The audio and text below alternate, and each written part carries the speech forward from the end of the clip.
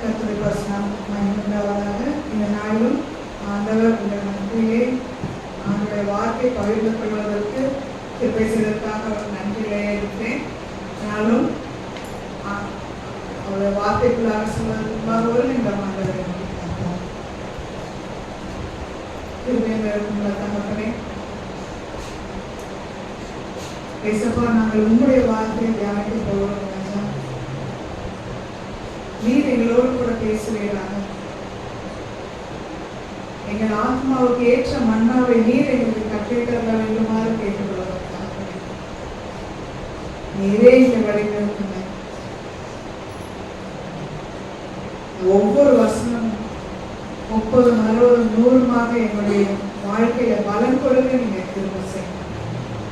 புதிகன மகிமை எல்லாம் ஒருவருக்கு மாத்திரமே பேசணுமா கேட்டுக்கொள்கிறோம். பரவாயில்லாமே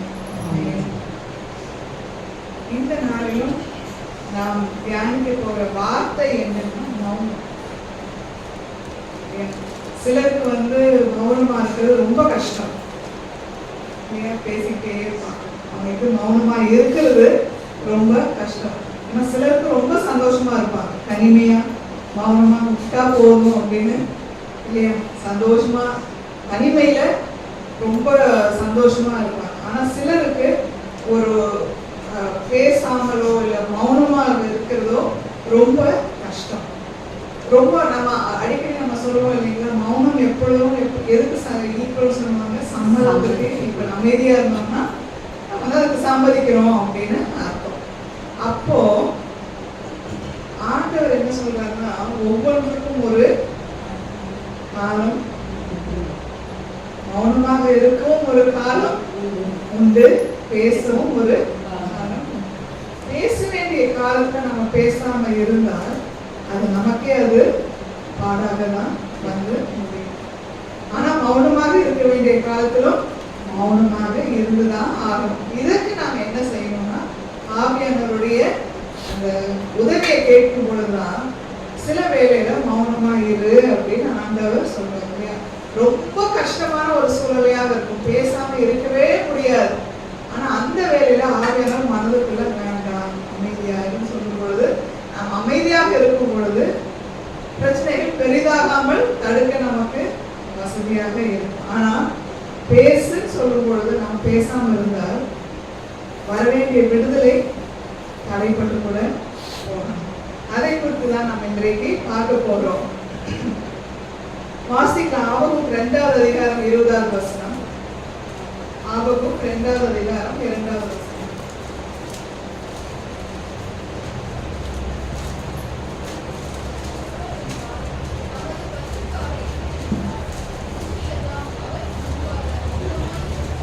பூமி எல்லாம் அவருக்கு முன்பாக மௌனமாய் இருக்க கடவுள். யாருக்கு முன்பாக?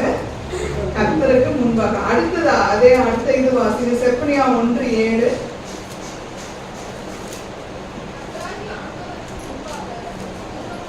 கர்த்தராகிய ஆண்டவருக்கு முன்பாக மௌனமாய் இருங்கள். அதே போல சகரியா 2:12.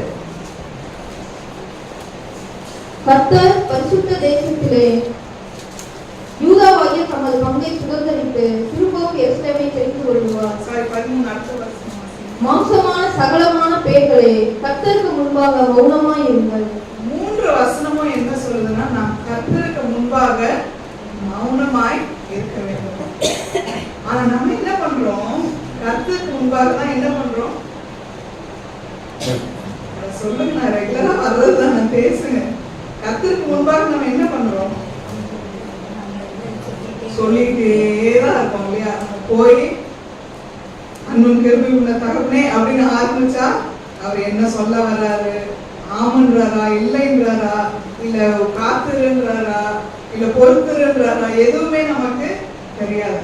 பாட்டுக்கு பேசிட்டே போய் துதிகனமாய் எல்லாமும் ஒருவருக்கு மாத்திரமே செலுத்துகிறேன், இப்ப பேசணுமாய் கேட்டுக்கொள்கிறோம் பரவப்பிதாவே ஆமென் அப்படியே இருந்துச்சு ஓடி வந்துட வேண்டியது இல்லைங்களா?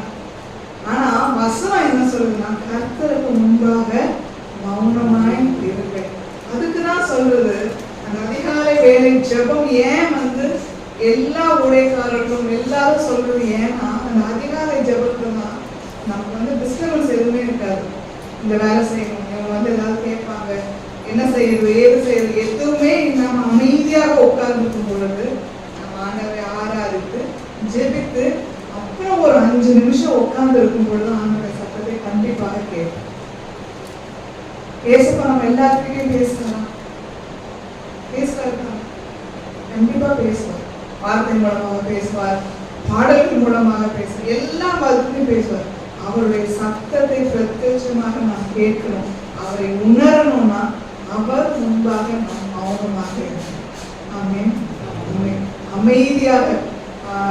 சார்ல்ஸ் பின்னின்ற ஒரு பெரிய ஒரு ஊழியக்காரர், அவர் வந்து அவர்கிட்ட கேட்டாங்க, நீங்க எப்போ வந்து உங்க ஜெபத்தை முடிப்பீங்க அப்படின்னு கேட்பாங்க.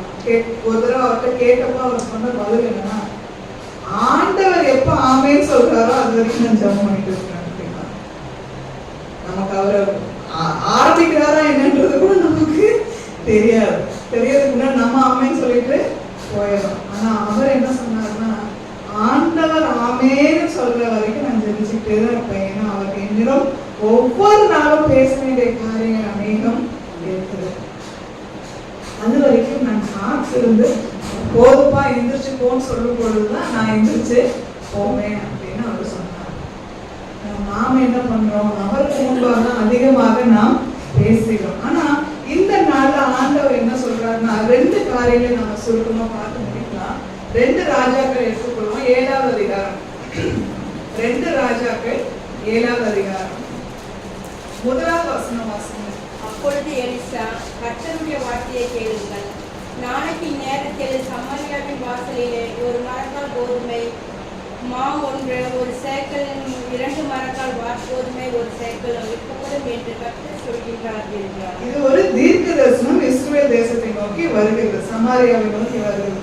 நமக்கு தெரியும் முன்னாடி என்ன நடந்ததுன்னு தெரியும். அந்த பெனதாத், சீரியா ராஜா பெனதாத் வந்து சமாரியாவை சுற்றி முற்றுகை போட்டதுனால உள்ளுக்குள்ள எதுவும் போக வர முடியாது, உள்ள பஞ்சம் வந்தது.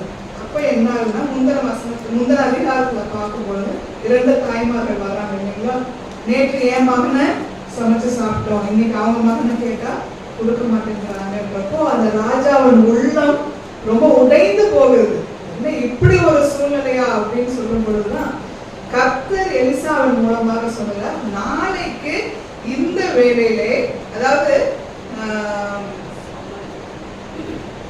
6வது அதிகாரம் 25வது வசனம் வாசிங்க. அதிகாலை சமாரியாவிலே கொடிய பஞ்சம் உண்டாயிற்று. ஒரு கழுதை தலை 80 ஒரு கழுதை தலை 80 வெள்ளி காசுக்கும் வித்துதான். ஆனா இங்க என்ன சொல்றாங்க, நாளைக்கு இந்த வேலையிலே ஒரு மரக்கால் கோதுமை 1 சேக்கலுக்கு விற்கப்படும். சேக்கல்லாம் நமக்கு பைசா மாதிரி, வெள்ளி காசுன்றது ரூபா மாதிரி. ஆனா இன்னும் அதுக்கு விலை, அதோட இது ஜாஸ்தி. ஆனா இப்ப நம்ம யோசிக்கிறப்போ பைசா ரூபான்னு வச்சுக்கலாம். அவங்க வந்து ஒரு கழுத தலை, வெறும் தலை மட்டும் 80 ரூபாய் கொடுத்து வாங்குறாங்க. இவங்க என்ன சொல்றாங்க, நாளைக்கு 1 கிலோ கோதுமை உனக்கு 1 பைசாக்கு உனக்கு கிடைக்கும்னு ஆண்டவர் சொல்றார். என்ன, அது ஆண்டவருடைய தீர்க்கதரிசன வார்த்தை அந்த தேசத்துக்கு நேராக வருகிறது. ஆனா 2வது வசனம் வாசிங்க. அப்பொழுது ராஜாவுக்கு தைலாக கொடுக்கிற பிரதானி ஒருவன் தேவனுடைய மனுஷனுக்கு பிரதிவிட்டாரமாக, இதோ கர்த்தர் வானத்திலே மதர்களை உண்டாக்கினாலும் இப்படி நடக்குமா என்றான். அதற்கு அவன், உன்னுடைய கண்களினாலே அதை காண்பாய், ஆனாலும் அதிலே சாப்பிட மாட்டாய் என்றான். இதுதான் கர்த்தருடைய தீர்க்கதரிசன வார்த்தை நமக்கு நேராக வரும் பொழுது நாம் முடிந்த அளவுக்கு ஆமேன்னு சொல்லி ஏற்றுக்கணும். இல்லைன்னா வாயை திறக்காம இருக்கிறது ரொம்ப நல்லது.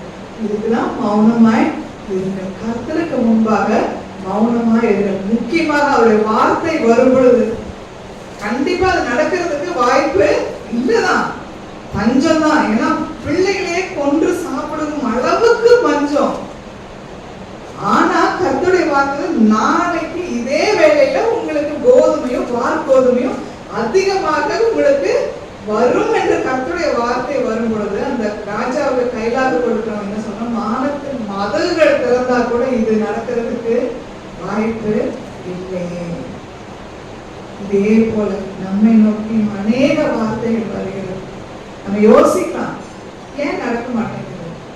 நம்ம தீர்க்கதரிசிகளை ஒருவேளை குறை சொல்லலாம், வார்த்தைகளை ஒருவேளை குறை சொல்லலாம். ஆண்டவர் பேசிட்டே இருக்காருங்க, என் வாழ்க்கையில நடக்கலன்னு சொல்லலாம். ஆனால் இப்பொழுது ஒரு நிமிடம் நம்மை பரிசோதித்து பாருங்க. ஒருவேளை ஆண்டவர் சொல்லும் பொழுது இது நடக்குமா அப்படின்ற வார்த்தை நம்முடைய வாயிலிருந்து நீங்க எண்ணும் வரைக்கும் கூட பிரச்சனை இல்லைங்க. நான் உண்மையாலுமே சொல்லலாம், நம்ம எண்ணத்தில் இருக்கும் வரைக்கும் கூட அது பிரச்சனையாக வராது. நான் வாயின் வார்த்தைகளாக வெளியே வரும் பொழுதோ மரணமும் ஜீவனும் நாவே அந்த வார்த்தை எதிராக வரும் பொழுது அது கேன்சல் ஆயிடும். ஏன்னா ஆண்டவர் சாத்தான் தான் காற்று போகக்கூடிய இடம் இருந்தா கூட உள்ள வந்து அவனுடைய கிரியை செய்யணும். ஆனா அவர் வெளியே இருந்து கதவை கட்டுகிறவர் மாத்திரம். அவர் உள்ள கதவை உடைத்து கொண்டு உள்ள வரவே மாட்டார். அவர் நமக்கு ஒரு வார்த்தையை கொடுக்கும் பொழுது, இது நடக்கிறதுக்கு வாய்ப்பு இல்லைன்னு சொல்லும் பொழுது, நம்முடைய வாயின் வார்த்தைகள் ஆண்டோட வார்த்தையை கேன்சல் பண்ணுவோம். அதனாலதான் நம்ம அநேக காரியங்களை நாம் சுதந்திரத்துக்கு முடியாமல் நம்ம இருக்கிற காரணம்.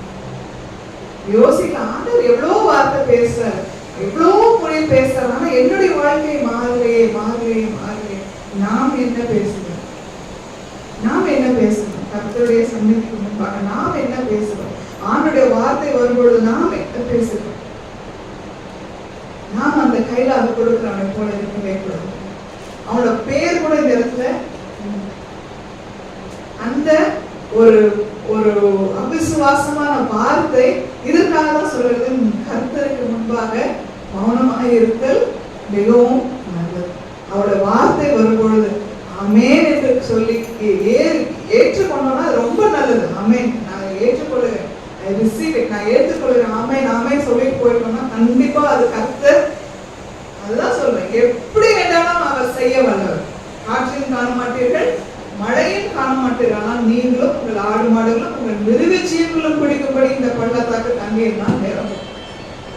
தண்ணீர்னால் நிரம்பும்னா என்ன வேணும்? ஒண்ணு காற்று வேணும், இன்னும் மழை வேணும். ரெண்டும் ஏதோ ஒண்ணு இருந்தாதான் நமக்கு அந்த பள்ளத்தாக்கு தண்ணீர்னால் நிரம்பும். ஆனா ரெண்டும் இல்லாம ஆண்டவர் செய்தாரா இல்லையா?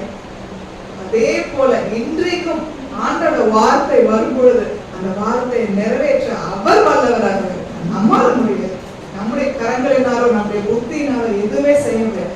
ஆனால் அதை நிறைவேற்ற வல்ல தேவனை தான் நாம் விசுவாசிப்போம். ஆமென் ஆமென். அவர் சகலத்தையும் செய்ய வல்லவர். அவர் செய்ய நினைத்தது ஒரு பொழுதும் ஒரு பொழுதும் அது தடைப்படவே தடைப்படாது. நம்ம எல்லாத்துக்கும் தெரிந்த காரியம், அந்த குஷ்டரோகிகள் என்ன பண்றாங்க? அந்த பாளையத்துக்குள்ள போறாங்க. நம்ம வெளியே அவங்க என்ன பண்றாங்க? கோட்டைக்கு வெளியே இருக்காங்க. அந்த குஷ்டரோகிகள் உள்ள வர முடியாது, ஊருக்குள்ள வர முடியாது, கோட்டைக்கு வெளியே தான் இருக்காங்க. அவங்க என்ன சொல்றாங்க? போய் உள்ளுக்குள்ள போக முடியாது, கோட்டைக்குள்ள போக முடியாது, கண்டிப்பா யாரும் நம்ம சேர்த்துக்குள்ள போறது கிடையாது. சீரிய ராணுவம் அந்த படைக்குள்ளதான் போவோமே, எப்படியும் நம்ம சாக போறதுதான். செத்தால் சாவும், இல்ல ஏதாவது நம்மளை வந்து அவங்க சேர்த்து கொண்டார்கள்னா அவங்க கூட போயிடலாம் அப்படின்னா அவங்க போறாங்க. ஆனா என்ன ஆகுது? வாசிக்கலாம் 6வது அதிகாரம் 5-6 கூட வாசிக்கலாம். 2 ராஜாக்கள் 7-5-6. சீரியருடைய ராணுவத்திற்கு போக இருட்டோட எழுந்திருந்து சீரியருடைய பாளையத்தின் முன்னணியில் வந்தார்கள். அங்கே ஒருவரும் இல்லை. ஆண்டவர் சீரியரின் ராணுவத்திற்கு ரதங்களின் இரைச்சலையும் குதிரைகளின் இரைச்சலையும் மகா ராணுவத்தின் இரைச்சலையும் கேட்க பண்ணினதினால் அவர்கள் ஒருவரை ஒருவர் நோக்கி, இதோ நம்மிடத்தில் போருக்கு வா, இஸ்ரவேலின் ராஜா ஏத்தியின் ராஜாக்களையும் எகிப்தின் ராஜாக்களையும் நமக்கு விரோதமாய் கூலி பெருக்கினான் என்று சொல்லி. அதாவது என்ன ஆகுதுன்னா, ரதங்களின் இரைச்சலை இருட்டோட எழுந்திருந்து போறாங்க. காலையில வரைக்கும் அவங்க காத்திருக்கல, இருட்டோட எழுந்திருந்து போகிறார்கள். சில வேளையில ஆண்டவர் நம்மை இருட்டோட காரியங்களை செய்ய வைப்பார். எவ்வளவு பேருக்கு ராத்திரி சில நேரத்துல முழிப்பு வந்து ஜெபம் பண்ண வேண்டிய ஜெபம் பண்ணணும், திடீர்னு முழிப்பு வரும், ஃப்ரெஷ்ஷா முழிப்பு வரும். அப்ப என்ன யோசிப்போம்? தூக்கமும் வராது. சரி போய் ஜெபம் பண்ணிக்கலாம் வரலாமே அப்படின்னு எவ்வளவு பேர்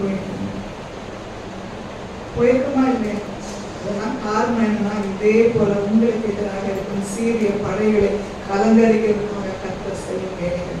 ஆமென் ஆமென். இந்த ராத்திரி வேலையில அதிகாலை வேலை திடீர்னு ஆண்டவர் சில சமயம் நம்ம கழுத்தை பிடிச்சு தள்ளுவது போல தள்ளுவார். போய் முழங்கால் படி போடு அப்படின்னு பண்ணுவார். இந்த நேரத்துல நாம் அவருக்கு கீழ்ப்படிந்து நாம் செய்யும் பொழுது கண்டிப்பாக ஏதோ ஒரு இடத்துல கர்த்தர் நமக்காக யுத்தம் செய்து கொண்டிருக்கிறார். ஆமென், ஆமென். அவர்கள் அதே தான் செய்வாங்க. இருட்டோடு எந்திரிச்சு போனாங்க. அங்க போறப்ப பார்த்தா அவங்களுக்கு என்ன சத்தம் கேட்டுச்சான்? ரதங்களின் சத்தமும் குதிரைகளின் சத்தமும் கேட்டுச்சான். ஏன் அவங்களுக்கு பூமி அதிர்ச்சியோ இல்ல பலத்த காற்றோ சத்தம் கேட்டிருக்கிறாங்க?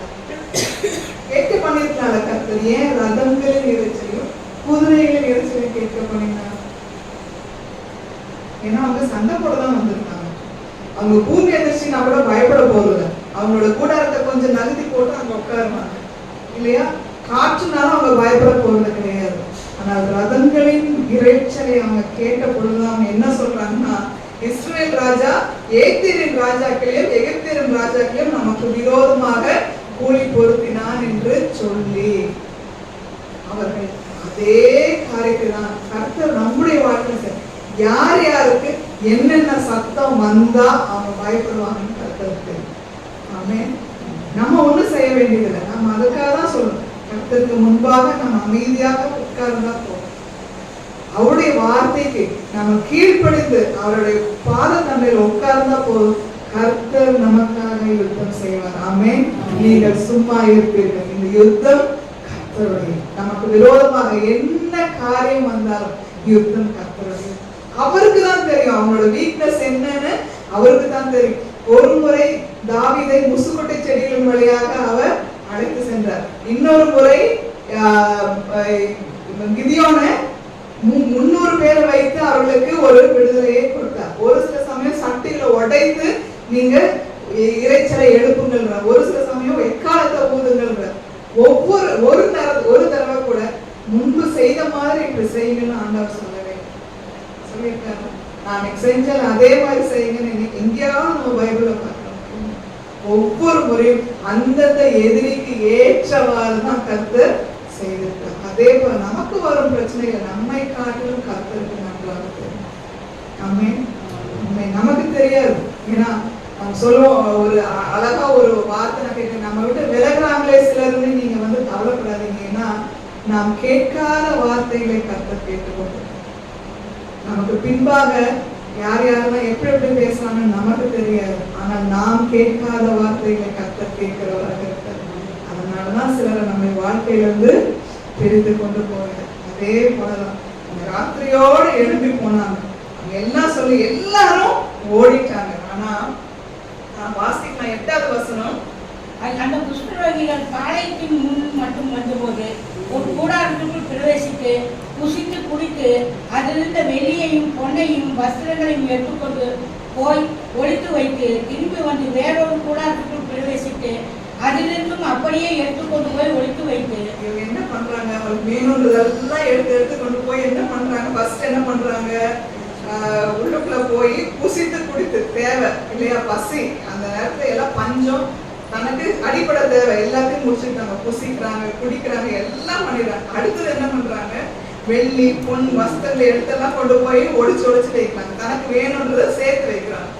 எல்லாம் அது ஒரு கூடாரத்துக்கு போறாங்க, 2வது கூடாரத்துக்கு போறாங்க, எல்லாத்தையும் எடுத்து சேர்த்து வைத்து கொண்டுறாங்க.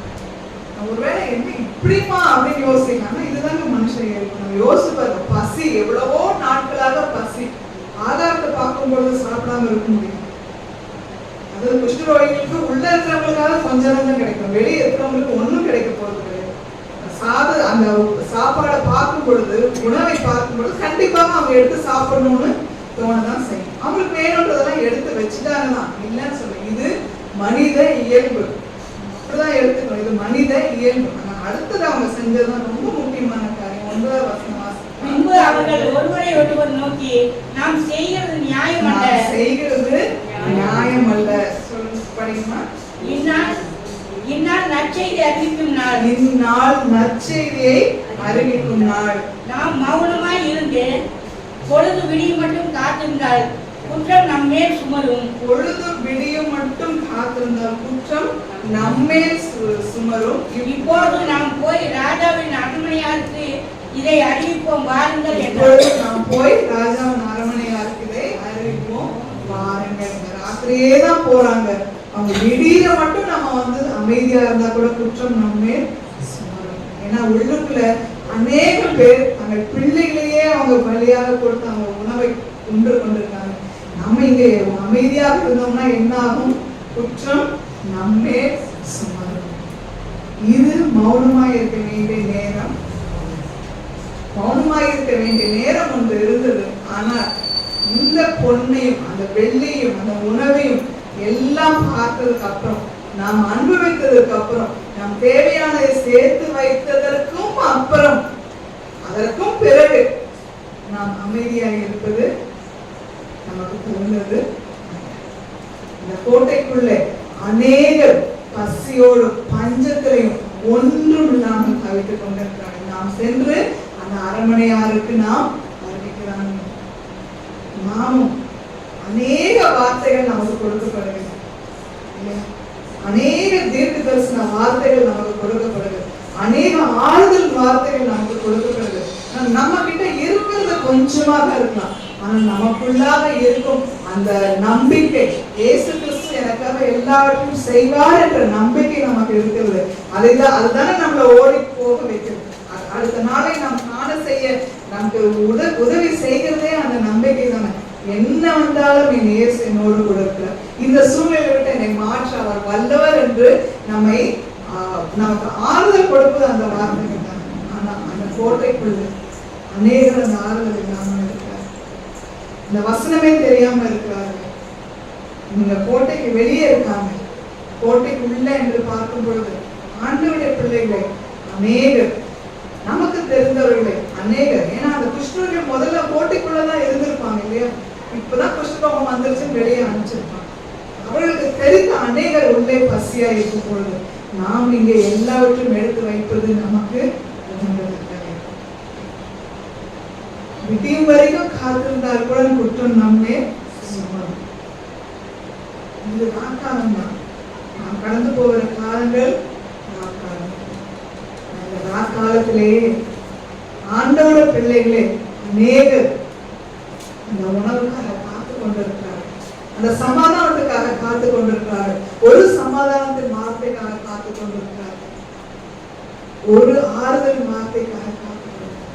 அவர்களுக்கு நாம் போய் சொல்ல வேண்டுமே, இந்த ராக்காலம் முடிவதற்கு முன்பாக நமக்கு எல்லாம் கிடைத்துவிட்டது. உணவு கிடைச்சிருச்சு, குடித்தாகிவிட்டாச்சு, ருசித்தாகிவிட்டாச்சு, பொன் வெள்ளி வஸ்திரம் எல்லாவற்றையும் ஆண்டவர் நமக்கு கொடுத்திருக்கிறார், வாரம் நமக்கு கொடுக்கிறார். ஆனால் நமக்குள்ளேயே அந்த கோட்டைக்குள்ளே எல்லாம் போகாத பலர் அநேகர் இருக்கிறார்கள். அவர்களை போய் நாம் சந்திக்கிறோம். நாம் அமைதியாக இருப்பது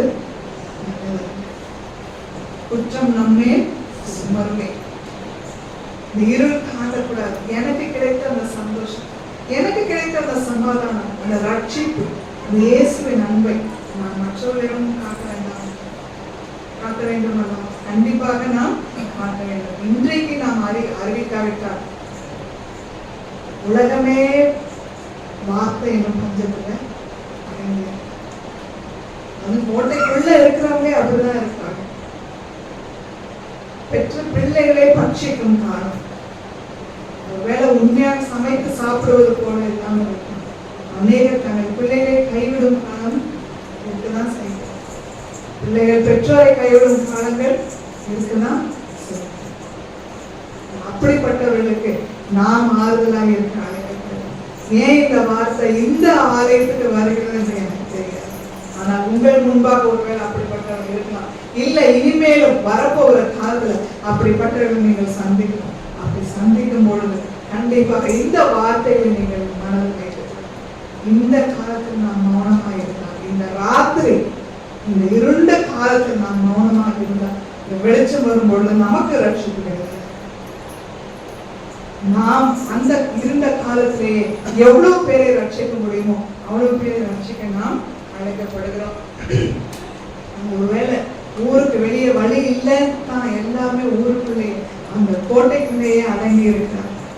கோட்டைக்கு வெளியே, அந்த ஊருக்கு வெளியே நமக்காக சிலுவையில் அறையுண்ட ஒரு மீட்பர் அவர் ஊருக்குள்ள அறையப்படவில்லை, ஊருக்கு வெளியே தான் அழைத்து சென்று அவர் அழைக்கப்பட்டார். அந்த ஊருக்கு வெளியே இருந்துதான் ரட்சிப்புக்குள்ளே. அதே போல நாம் ஒருவேளை வெளியே இருக்கிறத போல தோன்றலாம், ஆனால் நம் மூலமாக ரட்சிப்பு ஒரு பெரிய ஜனக்கூட்டத்துக்கு காத்திருக்கு. தயவு செஞ்சு என்னால் முடியுமான்னு நினைச்சாதீங்க. ஆமே, நான் ஏற்றுக்கொள்கிறேன் ஏசப்பா. எனக்கு தெரியாது, எனக்கு வயசாயிடுச்சு, 80 வயசாயிடுச்சு. 80 வயசுக்கு மேலதான் மோசே 25 லட்சம் மக்களை அழைக்கணும். நான் சின்ன பிள்ளையா இருக்கேன். சாமுவேலை கொண்டுதான் கர்த்தர் பேசினேன். வயசு ஆண்டவருக்கு முக்கியமே கிடையாது. எந்த வயது வேணாலும் ஆண்டவர் நம்மை உபயோகிக்க முடியும். ஆனால் சொல்லும் கர்த்தாவே அடியேன் கேட்கிறேன் என்று எப்படி சாமுவேல் சொன்னாரோ அதே போல நாம் சொல்லும் பொழுது கர்த்தர் கண்டிப்பாக நம் ஒவ்வொருவர் மூலமாக ஒரு பெரிய ஜனக்கூட்டத்தை அவருடைய ராஜ்யத்துக்குள்ள கொண்டு சென்றவர்களாக. ஆமே ஆமே. இந்த காலத்தில் நாம இருந்தார் ரட்சிப்பு வேறோடு. ஆமே ஆமே. நம் மூலமாக இருக்கும் ரட்சிப்பு நம் மூலமாகவே வரணும். நமக்கு கிடைக்க வேண்டிய அந்த ஸ்லாக்கியம் நம் ஆண்டவருக்கு சொல்லும் பொழுது பிலிகிரகம் ஐயா எல்லாருக்கும் நமக்கு தெரியும்.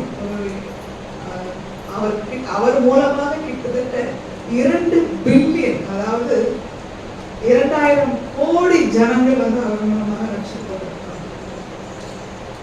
அவர் 99 வயசு நினைக்கிறார் அவர் மறைக்கும் பொழுது. அப்ப அவர் அந்த பரலோகத்துக்குள்ள போகும் பொழுது எப்படி அவரை வரவேற்றிருப்பார்கள். இவ்வளவு பேரை இவர் மூலமாக அவர் ரட்சிக்கப்பட்டிருக்காங்க. அதே போலதான் நம்முடைய அன்பு சகோதரர் டிஜே தினகரனாகவும் இருக்கு. அவர் செல்லும் பொழுது எப்படி ஒரு பெரிய வரவேற்பு அவர்களுக்கெல்லாம் இருந்திருக்கு. நான் அதை யோசிச்சுட்டு ஒரு ஊழியக்காரங்கிட்ட சொன்னேன், அவங்க எல்லாம் போறப்ப எவ்வளவு பெரிய வரவேற்பு இருக்கும். கை நிறைய ஆத்துமா, கை நிறையவா, எங்க அவ்வளவு கோடி ஆத்துமாக்களோட எப்படி அவங்க போயிருப்பாங்க இல்லையா அப்படின்னு யோசித்தப்போ அவங்க சொன்னாங்க, உங்கள் மூலமாக 2 ஆத்துமானா அந்த 2 ஆத்மா உங்களுக்கு போகும். உங்கள் மூலமாக ஒருத்தர் ரட்சிக்கப்படணும், ஒருத்தர் ஆண்டவருக்குள்ள வரணும்னா அவர்களுக்கு கிடைத்த அதே வரவேற்பு நமக்கும் கிடைக்கும். ஏன்னா நம் தலை மேல வைத்த ஆத்துமா 1 தான், இல்ல 2 தான், இல்ல 10 தான். அப்போ அவர்கள் மூலமாக அவ்வளவு கோடி ஆத்துமாக்கள் அவங்களுடைய அழைப்பு, அவங்க அதை அழைத்து சென்று விட்டார்கள். நம் மூலமாக ஒரு ஆத்துமாவாக இருந்தால் அந்த ஒரு ஆத்துமாவை நாம் பரலோகத்திற்கு அழைத்து செல்லும் பொழுது அதே வரவேற்பு நமக்கு கிடைக்கும். நாம் செய்ய வேண்டியது இந்த ராத்திரி நாம் மௌனமாக இருக்கக்கூடாது. நாம் அந்த ராஜாவின் அரண்மனைக்கு சென்று அவர் எல்லாருக்கும் அறிவிக்கணும், வெளியே ஒன்று இருக்கு, வெள்ளி இருக்கு, வஸ்திரங்கள் இருக்கு, புசிக்க ஆகாரம் இருக்கு, குடிக்க எல்லாமே இருக்கு, எல்லாம் வந்து புசிங்கள் என்று நாம் சொல்ல வேண்டியது மாத்திரமே நமக்கு கொடுக்கப்பட்ட கடமையாக இருக்கிறது. 2வது காரியம் பார்ப்போம். எஸ்தர் 5வது அதிகாரம் 14வது வசனம். எஸ்தர் 5வது அதிகாரம் 14வது வசனம்.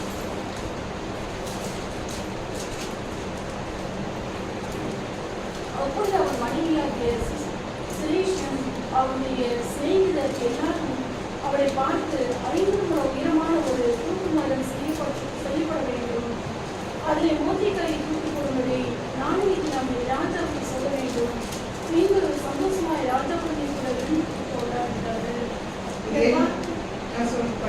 இந்த காரியம் ஆமானுக்கு நன்றாய் கண்டிருந்தார், தூக்கு மரத்தை செய்தார். நமக்கு தெரிந்த காரியம், ஆமான் மொர்தெகாய்க்காக ஒரு தூக்கு மரத்தை 50 முழம் உயரத்துல அவன் செய்து வைத்தான். அவனுக்கு என்ன, இந்த காரியம் ஆமானுக்கு நன்றாய் கண்டதுனால் தூக்கு மரத்தை செய்தான். இஸ்ரவேல் மக்களுக்கு எதிராக மறுபடியும் ஒரு பெரிய ஒரு சூழ்ச்சி நடக்கிறது. மொர்தெகாயை ஆமான் தூக்கிலிடும்படி அவன் தூக்கு மரத்தை எல்லாம் ரெடியா இருக்கு, எல்லாமே ரெடியா இருக்கு. இஸ்ரவேல் மக்களின் அழிவுக்கு எல்லாமே ரெடியாக இருக்கு. இப்பொழுதும் அதே சூழ்நிலை தான் இல்லையா? இப்பொழுதும் உலகத்துல அதே சூழ்நிலை. இஸ்ரவேல் மக்களை அழிப்பதற்கு எல்லாமே ரெடியா தான் வைத்துக் கொண்டு இருக்கிறார். ஆனால் அழிக்க முடியுமா? கண்டிப்பாக முடியவே முடியாது. எவ்வளவு நாடுகள் சேர்ந்தாலும் இஸ்ரவேல் தேசத்தை அழிக்க முடியவே முடியாது. அன்றைக்கும் ஆமான் இஸ்ரவேல் தேசத்தை அழிப்பதற்காக, மொர்தெகாயை அழிப்பதற்காக எல்லாம் ரெடியாகி வைத்துட்டான். ஆனா 8வது வசனம் வாசிங்க. ராஜாவின் கட்டளையும் தீர்மானமும் திருஷ்டமாகி அநேக பெண்கள் கூட்டப்பட்டு சூசான் அரண்மனையில் உள்ள யோகாயின் வசத்தில் ஒப்பிக்கப்பட்டிருந்த போது எஸ்தரும் ராஜாவின் அரண்மனைக்கு அழைத்து கொண்டு போகப்பட்டு ஸ்திரீகளை தனம் பண்ணுகிற யோகாவின் வசத்தில் ஒப்பிக்கப்பட்டார். ராமசாமியின் கண்களிலே எனக்கு தூய்மை கிடைத்தது. என் வேண்டுதலை கட்டளையிடவும் என் விண்ணப்பத்தின்படி செய்யவும் ராஜாவுக்கு சித்தமாக இருந்தால் ராஜாவும் மாமானும் தான் இன்னும் தங்களுக்கு செய்யும் போகிற விருந்துக்கு வர வேண்டும் என்பதே என் வேண்டுதலும் என் விண்ணப்பமாக இருக்கிறது. நான் எஸ்தர் போறாங்க. அதுக்கு முன்பாக நான் தப்பா சொல்லிட்டேன். 4:8 வாசிங்க. நூற்றில் அதிகமதிக்கு சூசனானில் பிறந்த கட்டளையின் மகளையும் அவளிடத்திலே கொடுத்து அதை எஸ்தருக்கு காண்பித்து தெரியப்படுத்தவும் அவள் அகத்தியமாய் ராஜாவினிடத்திற்கு போய் அவளிடத்திலே தன் ஜனங்களுக்காக விண்ணப்பம் பண்ணவும் அன்றாடவும் வேண்டும் என்று அவருக்கு சொல்ல சொன்னான். மொர்தெகாய் எஸ்தருக்கு போய் ராஜாவினிடத்துல நீ தான் ராஜாத்தியாருக்கே போய் சொல்லு அப்படின்னு சொல்றான். அப்போ அவள் வந்து எப்படி நான் போகலாம், ராஜாவே கூப்பிடலன்னா என்னால போக முடியாது அப்படின்னு அவங்க சாக்கு சொல்லும் பொழுது 4:14 வாசிங்க. நீ இந்த காலத்திலே மௌனமாய் இருந்தால் யூதருக்கு சகாயமும் ரட்சிப்பும் வேறொரு இடத்திலிருந்து எழுதுவோம். அப்பொழுது நீயும் உன் தகப்பன் குடும்பத்தாரும் அழிவீர்கள். நீ இப்படிப்பட்ட காலத்துக்கு உதவியா இருக்கும்படி உனக்கு ராஜ்யமேன்மை கிடைத்திருக்காமே யாருக்கு தெரியும் என்று சொல்ல சொன்னான். இதுதான் ஆண்டவர் நம்ம ஒவ்வொருவரும் சொல்லுங்க. நீ இந்த காலத்தில் மௌனமா இருந்தால் யூதருக்கு ரட்சிப்பும் சகாயமும் வேறொரு இடத்துல இருந்து வரும். இப்பொழுது இவங்க கோட்டைக்குள்ளாக இருக்காங்க. கோட்டைக்கு வெளியே இருக்கிற யூதர்கள் எல்லாரும் அழைக்கப்பட போகிறார். முழுவதுமாக 127 நாடுகளில் இருக்கிற யூதர்கள் எல்லாரையும் அழைக்கும்படி சாசனம் பிறப்பிக்கப்பட்டாயிற்று. அதற்குதான் மொர்தெகாய் சொல்றார், நீ இந்த காலத்தில் மௌனமாய் இருந்தார் யூதருக்கு ரட்சிப்பு வேறொரு இடத்துல இருந்து வரும். அதுதான் நான் சொன்னேன். நாம் அமைதியாக இருக்கும் வரைக்கும் கண்டிப்பாக கர்த்தர் அந்த இடத்திற்கு ஒரு மனிதனுக்கு ரட்சிப்பு என்று அவர் குறித்து வைத்திருந்தால் யார் மூலமாக அவர் ரட்சிப்பு தான் செய்வார். அது நம் மூலமாக இருக்கும் பொழுது அந்த பலன் நமக்கு, இல்லாவிட்டால் வேறொருவருக்கு அது சென்று. அவர் என்ன சொல்றார், இந்த கல்லுகளை கூட எழுப்பி நான் பேச வைப்பேன். அவர் எப்படி வேணாலும் செய்ய வந்தவர். ஆனால் நம்முடைய கருத்து ஒரு ஆத்மாவோ 2 ஆத்மாவோ எதை கொடுத்தாலும் அந்த கலசத்தை நாம் பத்திரமாக ஏந்தி கொள்ள நாம் அழைக்கப்படும். பெரிய காரியம் தான். ஒரு ஆத்மா நமக்கு பெரிய காரியம். அதை அப்படி எடுத்து நாம் செய்யும் பொழுது கர்த்தர் கண்டிப்பாக நம்முடைய வாழ்க்கையில நமக்கு ஏற்ற பலனை அவர் கண்டிப்பாக தர வல்லவராக இருக்கிறார். அப்பொழுது நீயும் உன் தகப்பன் குடும்பத்தாரும் அழிவீர்கள். வெளியே இருக்கிறவங்க மாத்திரம் அழிய போறதில்ல, நீயும் தான் அழிய போற, உன் தகப்பன் வீட்டார் எல்லாரும் தான் அழிய போறாங்க. சில வேளை நாம் மௌனமாக இருக்கும், அவங்களுக்கு தானே நாம் அமைதியாக இருக்கும் பொழுது அந்த காரியம் நமக்கு வருவதற்கு அநேக நாள். நம்முடைய தேசத்துல மணிப்பூர்ல ரொம்ப பிரச்சனை சொன்னாங்க. நாம ஜெபிக்கிறோம் இல்லையா, ஜெபிக்கமா இல்லையா, ஜெபிக்கிறோம். அது இங்க வர்றதுக்கு ரொம்ப நாள் காலங்கள் பொல்லாதவையாக தான் மாறும். நம் தேசத்திற்கு எழுப்புதல் வரும், ஆனா அது மேல இருந்து வராது. நான் சொல்றது கவர்மெண்ட்ல இருந்து எழுப்புதல் வரும், ஆனால் எப்படி என்பது நமக்கு தெரியாது. எப்படி என்பது நமக்கு தெரியாது. அங்க வந்த கஷ்டம் நமக்கும் வர்றதுக்கு எவ்வளவு நாள் என்று நமக்கு தெரியாது. இப்ப நம்ம வந்து சந்தோஷமாக நம்ம ஆராய்ந்து கொண்டிருக்கோம். வாரம் வரும். சில சமயம் வாரம் வர்றது கூட நமக்கு கஷ்டமா இருக்குது. ஐயோ ஞாயிற்றுக்கிழமை போயே 6 நாள் வேலை செய்யறோமே. மற்றவங்க எல்லாம் ஜாலியா தூங்குறாங்க. ஞாயிற்றுக்கிழமையான 10 மணிக்கு மேலே எழுந்திருக்காங்க. நான் ஞாயிற்றுக்கிழமை இன்னும் சீக்கிரம் எழுந்திரிச்சு ஆலயத்துக்கு போகணும் நம்ம ஒரு வேலையை யோசிக்கலாம். ஆனால் இங்கே கூடாத ஒரு காலம் ஒரு வேலை வரும் என்று நான் சொல்ல முடியாது. வரலாம். அப்பொழுது நாம் இந்த காலத்தில் நாம் மௌனமாக இருந்தால் அப்பொழுது நம்மை ரட்சிக்க யாரும் கண்டிப்பாக இருக்க மாட்டாங்க. நீ இப்படிப்பட்ட காலத்திற்கு உதவியா இருக்கும்படி உனக்கு ராஜமேன்மை கிடைத்திருக்கலாமே, யாருக்கு தெரியும் என்று சொன்னார். ஒருவேளை அப்படிப்பட்ட காலத்தில் நாம் ஒவ்வொருவரும் உதவியாக இருக்கும்படி இந்த ராஜமேன்மை நமக்கு கிடைத்திருக்கலாமே.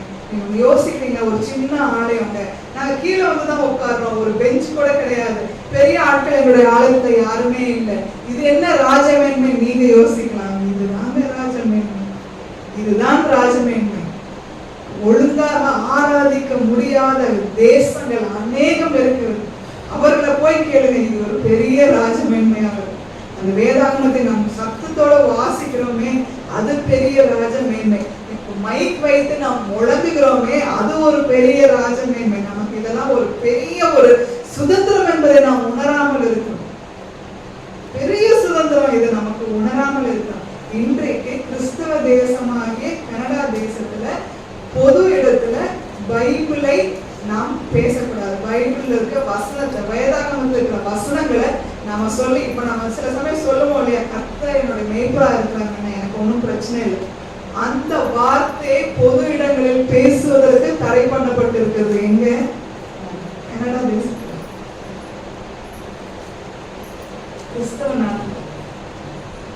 இன்றைக்கு நமக்கு வருவதற்கு ஒரு நாட்கள், அதற்காக தான் இந்த ராஜ மேன்மை நமக்கு கொடுக்கப்பட்டது. இன்றைக்கு நாம் மௌனமாக இருந்தால் அன்றைக்கு நாமும் சேர்ந்துதான் அழைக்கப்படும். நாமும் சேர்ந்துதான் அழைக்கப்படும். ஹிட்லருடைய காலத்துல, அந்த ஜெர்மனியில அந்த காலத்துல ஹிட்லர் அந்த பதவிக்கு வருவதற்கு முன்பாக 15,000 சபைகள் இருந்துச்சு. ஜெர்மனி தேசத்துல மொத்த சபைகள் 15,000 சபைகள் இருந்தாங்க. அதுல 3,000 சபைகள் தான் ஹிட்லரை எதிர்த்தாங்க. மற்ற 12,000 சபைகள் என்ன பண்ணாங்கன்னா அமைதியா இருந்தாங்க. நமக்கு என்ன, இந்த நியூட்ரல்னு சொல்லுவாங்க பத்தி, நாங்க எதிர்க்கவும் மாட்டோம், சார்பாகவும் பேச மாட்டோம், நாங்க அமைதியா இருந்துட்டோம். 12,000 சபைகள் அமைதியாக இருந்தாங்க. அந்த 3,000 சபைகள் தான் ஹிட்லரை எதிர்த்தாங்க. ஹிட்லர் ஆட்சிக்கும் வந்தார். அந்த 3,000 சபைகளோடு சேர்ந்து 12,000 சபைகளும் அழிக்கப்பட்டது. மொத்தமாக இருந்த 15,000 சபைகளும் 12,000 சபையும் சேர்ந்துதான் அழிக்கப்பட்டதனுடைய, அவங்க எதிர்க்காதனால அவங்க காப்பாற்றப்படவே. நம்ம எதிர்த்து போய் மார்பிளை நாம் அடிபட்டு சாகலாமே, எதிர்த்து முதுகில் அடிபட்டு சாகணும் இல்லையா? புறமுதுகு காட்டி ஓடுவது நமக்கு அழகே. நாம் கிறிஸ்துவின் முன்பாக முன்கண்டில் நிற்கிறவர்கள், அவன் முன்பாக சென்று நாம் படிந்தாலும் சரி. ஆனால் நாம் இன்றைக்கு அமைதியாக இருந்தால் மேன்மை வேறொரு. அழகாக அந்த அந்த அந்த ஹிட்லரை பத்தி அந்த போட்டு, all churches were destroyed. Silent churches bring destruction to everybody. Silent churches bring destruction to everybody. அமைதியாக இருக்கும் சபைகள் எல்லோருக்கும் அழிவை கொண்டு வரும். நாம் ஒரு சின்ன சபையாக இருக்கலாம், ஒருவேளை பெரிதாக நம்மை கண்டுகொள்ளாமல் இருக்கிற சபையாக இருக்கும். ஆனால் ஒவ்வொருவரும் கர்த்தருடைய பார்வையில நீங்கள் மேன்மையானவர்களாக இருக்கும். அவருடைய சிங்காசனத்தின் அருகிலே அமரும் எஸ்தரை போலதான் நாம் ஒவ்வொருவரும் இருக்கும். இந்த காலத்தில் நாம் மௌனமாக இருக்க கூடவே கூடாது. அவருடைய பாதத்தண்டை நாம் சென்று, செல்ல வேண்டிய காரியங்களுக்கு நாம் சென்று அவரிடம் கேட்கும் பொழுதுதான் கர்த்தர் நமக்காக காரியங்களை செய்ய வல்லவராக இருக்கும். நாம் எல்லாத்துக்கும் தெரிந்த வசனம் நம்ம வாசித்து முடிப்போம். 2 நாளாகும் 7ஆம் அதிகாரம் 14-16 வசனம். 2 நாளாகும் 7ஆவது அதிகாரம் 14-16.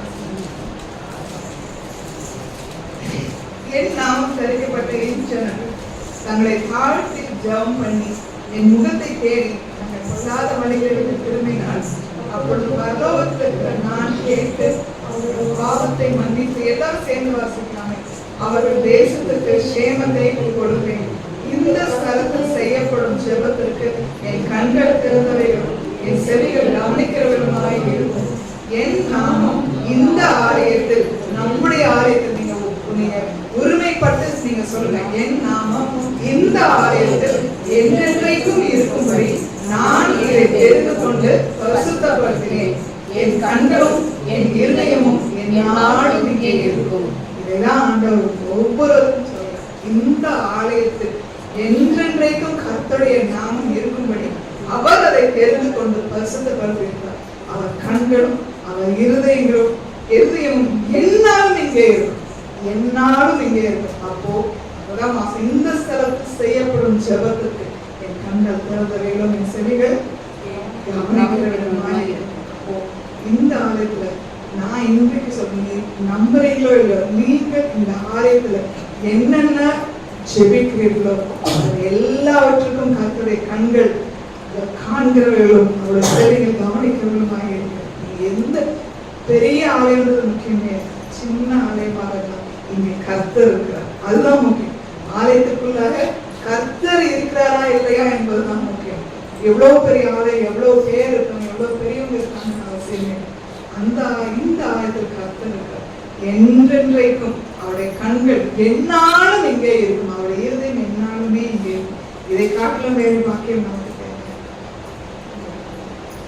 நாம் செய்ய இந்த நாள் நாம் மௌனமாக இருக்க வேண்டிய காலம். சுற்றிலும் நம்ம பார்க்கும்போது யார் நமக்காக குறிக்கப்பட்டிருக்கிறார் அவர்களை கர்த்தருக்குள்ளாக வழிநடத்த நாம் அழைக்கப்படுகிறோம். நாம் மௌனமாக இருப்பது, கர்த்தருக்கு முன்பாக மௌனமாக இருந்து மனுஷருக்கு முன்பாக பேச வேண்டிய நேரம் நாம் பேச அழைக்கப்படுகிறோம். நாம் ஜெபிப்போமா? கிருபை மேற்கொண்ட தகப்பனே, கர்த்தாவே, நீர் இன்றைக்கு எங்களுக்கு ஒரு ஆலோசனையாக ஒரு வார்த்தையை பேசியிருக்கீங்க. அதை நாங்கள் ஏற்றுக்கொள்ள பெற்றுக்கொள்ள நீர் எங்களுக்கு திரும்ப செய்தல்ல வேண்டுமாறு கேட்டுக்கொள்கிறோம். இந்த சமூகத்தில் நாங்கள் மௌனமாய் இருந்து சொல்லுகிற எல்லா காரியங்களும் கேட்க நீங்க திரும்ப செய்யுங்க. நாங்கள் பேச வேண்டிய நேரத்தில் காலமாக இருந்தாலும் மௌனமாய் இராமல், அழைக்கப்படுகிற காலமாய் இருந்தாலும் வேறொரு இடத்திலிருந்து வராமல் நாங்கள் ராஜாவின் சன்னிதானத்துக்கு செல்ல நீங்க திரும்ப செய்யுங்க.